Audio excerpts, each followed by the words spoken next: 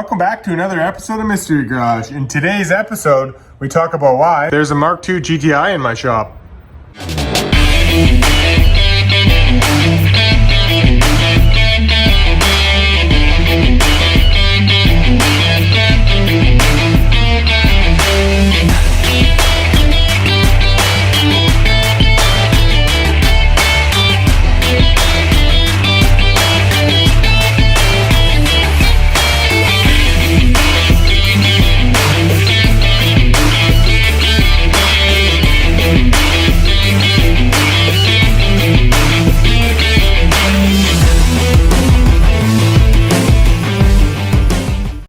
Back to another episode of Mystery Garage. In today's episode, we're going to discuss why exactly this Mk2, which is vastly out of place from everything else we do in the shop, why it's here, what it's here for, and get into it. So let's start talking about it.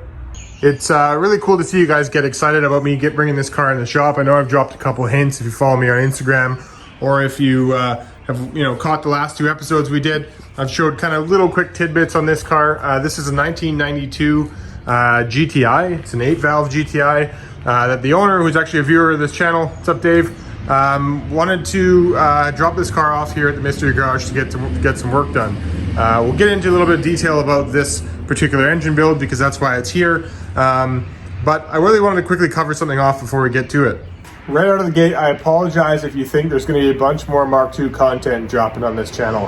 That's unfortunately not the case. While I really do love this platform of car, my heart really belongs to a Mk1 for a lot of reasons, and I'm sure you guys can pick up on that. But what I did want to do is not too long ago, a guy by the name of Jake Rawson, who's also a YouTuber in the Mk2 category, dropped a shout out to this channel, and I wanted to pay that back as well. If you guys don't currently follow Jake Rawson's channel, you're really missing out on a great load of information on Mk2s, VR6 content, 1.8 T swap content, tons of stuff. Really good, and actually, believe it or not, he's actually one of the main motivational reasons of why I created this channel in the first place.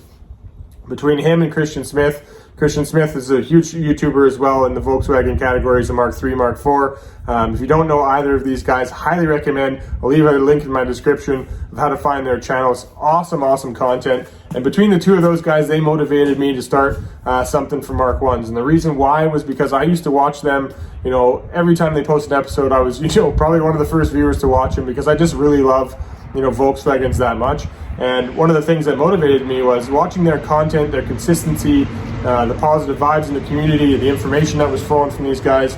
I thought, man, wouldn't it be cool if somebody created this for a Mk1? And that's why I always say this channel isn't meant to be a how-to for me. It's more meant to be entertainment to watch, to get excited about your builds in your own garages, motivate you maybe to get out in the garage, maybe watch me do the same things, like, hey, I want to do that too. And a great deal of your comments has been exactly that positive feedback. Hey, I love watching your channel. I love seeing you do that sort of stuff. I want to try this or want to try that. I'm pretty sure that's why Christian does it and why Jake does it, and that's also why I do it. But a huge thank you actually to those two guys for motivating me to start Mystery Garage in the first place. So if you're looking for content for Mk4, 3, go follow Christian's channel. It'll be down in the link in the description. If you're looking for Mk2 content and a ton of really resourceful stuff, Jake does an awesome job of that. I know he mentioned his channel or gave it a shout out because his channel content kind of changes and morphs a bit in the summer, but I'm cool with that. I love that whole thing. Jake's a very outside guy, and I think that's pretty neat. We live relatively in the same area, although I'm in Canada, he's in the United States, but relatively the same outside atmosphere for sure. But if you're looking for content, lots more Mk2 stuff, definitely check out his channel. This build isn't going to be about the fact that it's a Mk2 platform car. We're going to be talking about everything that's inside of here. And the reason why we're going to be doing that and why I took on this build for this particular owner is because I think this engine combination is an awesome engine combination. If you guys out there have a Mk1 that you're looking to put a little bit more power into, but maybe you're not too comfortable in getting your feet wet with massive engine swaps, VR6 stuff or 1.8 T stuff, or building ABFs like I am, if that's kind of outside of your comfort zone, this is a very entry-level way to make good power gains, get into your engine, get used to seeing what you're looking at, start doing a little bit of rework and taking things off and putting things on, cleaning things up and that sort of stuff. This engine combination is awesome. I've done about 2 or 3 of these in my previous time at Volkswagens because I thought this was a pretty cheap and easy way to get really good power. And I say cheap vaguely because it depends on how bad you want to, or how much you want to modify this combination. But you can easily go to a junkyard, find something similar to this setup, and we'll talk about when we get into it about why I like it so much, and do it very inexpensively with basically all of your current engine parts on your particular car. So that's exactly why I took this project on, is because I think this engine platform is an awesome way for you guys who are looking to jump into some sort of engine swaps to start doing that. So again, I just want to give a shout out again one more time to Christian Smith's channel, as well as Jake Ross. And Jake, thank you very much for shouting out Mr. Garage. I really do appreciate it. It means a lot to help grow this channel, grow the community. You know, it's great to have positive vibes from other YouTubers who are doing the same thing. I really do appreciate it. Also, one other channel that I love and I've been watching for a long time, just getting kind of back into creating a bunch of content, is The Rabbit Hole. I'll leave a link in the description here too. Mike does a great job of posting a lot of Rabbit 8-valve content and a lot of things going on. He's doing a couple feature videos as well. He just released one last week. Awesome work on the film quality and what he's doing there. So I really want to give him a shout out as well. Again, you'll find a link in the description. One other channel I want to give a shout out to, who I watch on my own time, and maybe you guys might find this pretty cool, but CO Motorsports, the two guys on there have a great deal of fun playing with engine builds. And they do a lot of dyno work on their channel. It's a Canadian company, so shout out to those guys. They're out on the east coast of Canada. Actually, my wife is from the area too. They're in Dartmouth. Pretty awesome to watch their stuff. I literally watch every episode they drop. But they do a lot of dyno work with Mark 3s and Mark 4s and that sort of stuff, 180 builds and VR6 stuff, lots of turbo work. So if you like seeing a lot of engine builds, support another Canadian group of guys doing stuff on YouTube. Again, that's CO Motorsports. They have a lot of fun in their videos. They're pretty cool to watch. Dave and Clayton, I really love their content. So that's it. I wanted to talk about those 4 channels. I really do appreciate the content they're putting out, because that's what I spend my time watching when I'm not doing this. So thank you very much to those guys. All right, enough of that. Let's start jumping into this build. So let's get into this. So why is this car here in the shop? What is it? What are we looking at? Why do I suggest it as such a good option for doing a motor swap if you're not comfortable with motor swaps? So what are we looking at? Well, we're looking at a 1.8 liter 8-valve head with a 2.0 ABA bottom end. This combination, I think, is an awesome combination if you're looking for upgrades. So why is this car here? Well, the owner of this car picked it up with a blown motor. He then wanted to, get the car ready for this summer's driving. So he went out and found a 2-liter ABA bottom end. He took off his head off of the blown motor, sent it out to a rebuild shop. They fully rebuilt it. He cleaned up the ABA bottom end, mated the two together, slapped in a pretty big camshaft. I think it's 272, something like that. So with this combination, it's going to make great power. He asked me here at the Mystery Garage to finish out this build for him and get ready for him to start driving in the summer. You can see up top of the car, he's collected a whole bunch of new parts. I would say 90% up in the bins is all new stuff for this engine. He wants to do it right and wants to make sure that it's kind of more or less built for the long run, which I appreciate.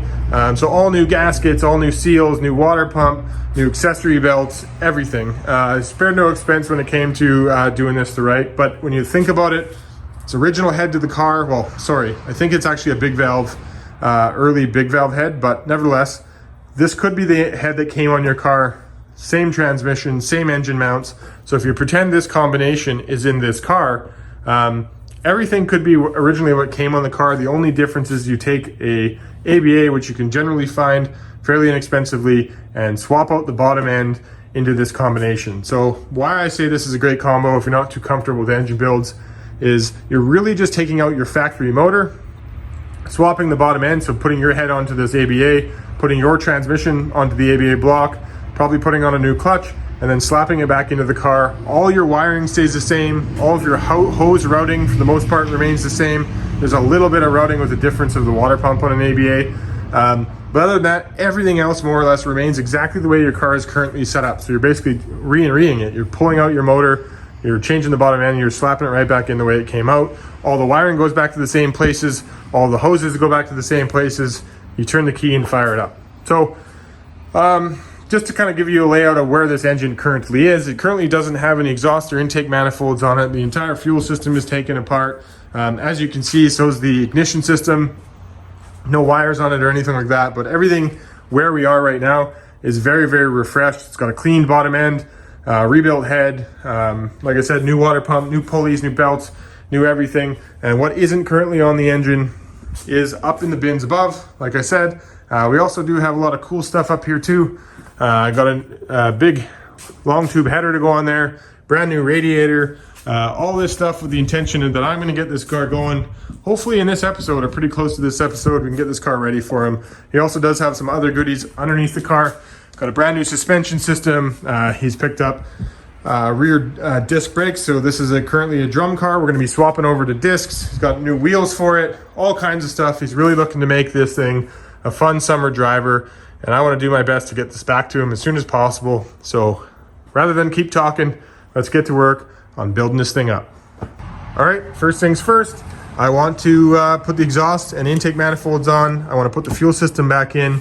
Everything I need, he's promised me he's up here. So we're going to go through these bins, sort out what I need to make this work. We all kinds of bolts laying in here. Oh, buried in here. But we got all kinds of bolts to finish out this project. But what I'm going to do in the meantime, while I start sorting that sort of stuff, is I'm going to find his injectors that are up here, and we're going to give him a clean in my ultrasonic. All right, so here we go. Separated off all the fuel system stuff. Here we got his injectors. Again, they do need a bit of a spruce up, so let's get him over to the ultrasonic. I got it heating up right now.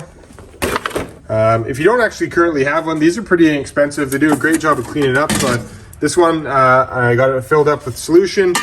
We're just currently heating it up. Sorry, my counter's really messy. It's been a busy couple weeks. And then once we're ready to go, we'll flick this baby on. So first and foremost, we've got to wait for it to get to temperature. We're just going to quickly pull off all these seals. We've got some new seals to go back on it. And we'll drop it in here for a good clean. All right, so while we wait for that to get done, we'll pull this baby down, find the new studs for it, gaskets, that kind of thing. And we will get to work. Let's do it.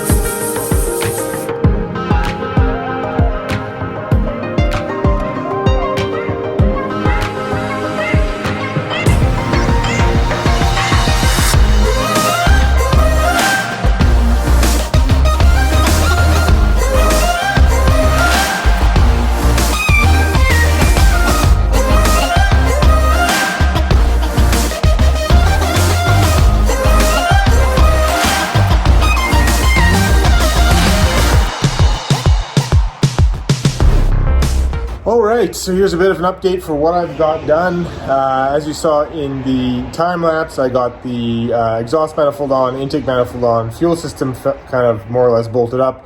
I am going to quickly, when I get everything powered up, I'm going to quickly drain the tank. I don't know how old the fuel is, so I will disconnect the feed line, we'll drain the tank, add new fuel, reconnect it, and then get ready for start. But we got lots more work to do before we get to that point. So let me show you what I got done. So intake's on. As you saw before, the exhaust is on. It's kind of hard to see. It is a Eurosport long tube race header. So hopefully that'll give a little bit of performance gains, mostly in the torque aspect. What do we got here? Fuel system, feed and return, all that's done. I hooked up the throttle cable. It's really interesting going through these bins up here too for the stuff, because I didn't take this motor apart. It's interesting kind of like going through all these bolts and trying to find out which one's the right ones. And you know, I'm lucky enough that I know most of this stuff just by looking at it. I can kind of tell where it goes, but nevertheless, we have some vacuum lines hooked up. I hooked up some of the wiring. I didn't put all of it on because I got to actually hook up all the hosing. You got to remember there's a flange here. We got a whole bunch of coolant hoses down here. We got the oil cooler that's attached to the filter. I don't have it tight because I was wrapping some stuff around the backside of it. All kinds of stuff. We got lots going on here, but next step, since we got the intake on and the exhaust on, got the fuel system ready to go, I want to start working on getting the cooling set up. So over here, like I said before, the owner spared no expense. He's got pretty much all new flanges, all new hoses, all that sort of stuff. So I am going to start lining it up. This is the one part, probably one of the only parts other than the wiring that's a little bit complicated, is don't forget the bottom end is the ABA, top end is a 1.8 liter. Those two combinations, so what's on the car for cooling hoses and lineup, and what's on the ABA for cooling hoses and tubes and that sort of stuff, are slightly different. So you do have to use some 2 liter hoses, some 1.8 liter hoses to make this whole metrics work. And I'll show you when I'm done. You can watch me build it, but you know, that's that. The other thing I wanted to mention is this is a Digifont car, so it's not CIS. So if you had your if you had a Mark 1 that had CIS, this whole fuse situation would be different, a lot less electronics. But in this case, this is a Digifont car, so it's running Digifont injectors, so electronic injection and that sort of stuff. So that's a little bit different, but I didn't spend too much time with it because in a Mark 1 you don't really run into that kind of stuff. So I just got it done. But we're going to go ahead and go back into time lapse, and I will get this cooling system relatively sorted. We're making some serious progress, but let's get back to work.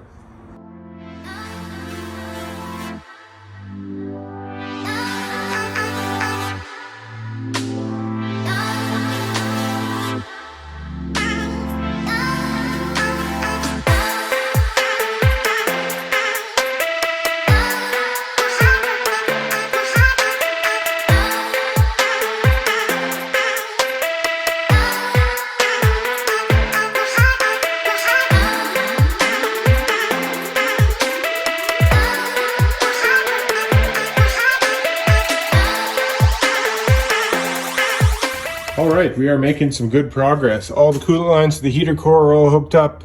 The line down the front is all hooked up. We've got all of the alternator, all of the water pump lines hooked up. I try to use the factory clamps where possible. You want to make sure when you leave the ears, as you like start with this hose, that hose, this hose, you want to make sure that you have access to the ears on these tabs every single place you put it. I hate when people turn them up and you have to actually remove hoses to get access to other hose clamps. That's super annoying. You also want to make sure that none of the hose clamps you can see in here will rub against the hose. You want to have lots of room, which I do. It's hard to see there, but tons of room in between there. You just want to make sure none of these tabs are against the hose where it's going to cause any kind of chafing. But everything is looking good. Now it's up to me to bolt together the ABA serpentine alternator setup. We're going to run that. So I got to go get the bracket, the tensioner, that sort of stuff, and bolt it up and make sure everything fits. And then we'll go ahead and find the alternator wiring in this mess of wiring and get it wired up. As you can see in the earlier time lapse, I did test fit the radiator just to make sure the hoses were exactly the right length, right place. Not that they wouldn't be, but you never really know. Like I said, I didn't take this car apart. I didn't touch it at all. So I'm just going through to make sure the parts that I do have are going to work here. So far, everything's going as planned, and I'm getting super excited because we're getting close to start putting fluids in it. But let's go ahead and get this alternator all sorted out, and you can watch that in time lapse.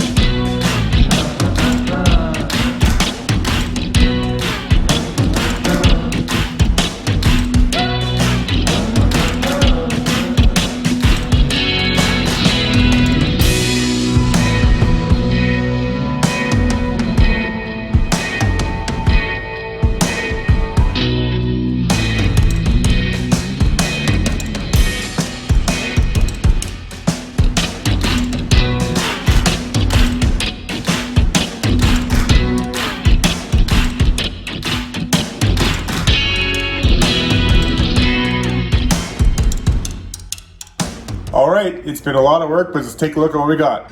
So you watched everything there in time lapse.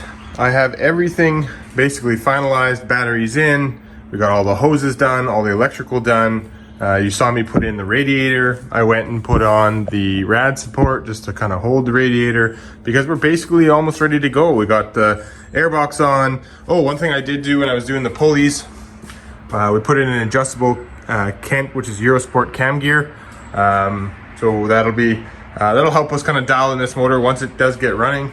Everything else basically checked out. I had to modify a little bit of the PVC crankcase vent system just to account for the ABA bottom end.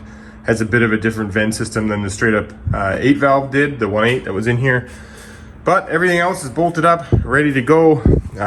From what I did a triple check on all my wiring. Wiring looks good. You saw me do the fluids. I actually engine oil, coolant, and actually drained the transmission as well and flushed the all new fluid, all new gear oil in the transmission. We've gone ahead and drained the fuel system. Something's a little bit goofy with the fuel pump. We'll have to see what transpires there, but I tried to pump the fuel out of the tank. It wasn't really pumping very well, so I went and looked at the fuel gauge, and the fuel gauge was super low. So I don't know if the tank was out of fuel, so I went and added a bunch of fuel to the tank, and now the fuel gauge reads about just over a quarter tank, which is plenty to fire this motor. So we are pretty much ready to go. I overfilled a little bit of the coolant because you're going to have a little bit of air gaps. Earlier on, you probably saw me filling the hoses. I like to fill the head down that way and then fill the radiator down this way to make sure that everything is filled up and you got as many air gaps out of there as possible. And then I overfill that slightly because once it runs, it'll obviously suck that down, and we'll just do a minor top up there. But everything is pretty much ready to go.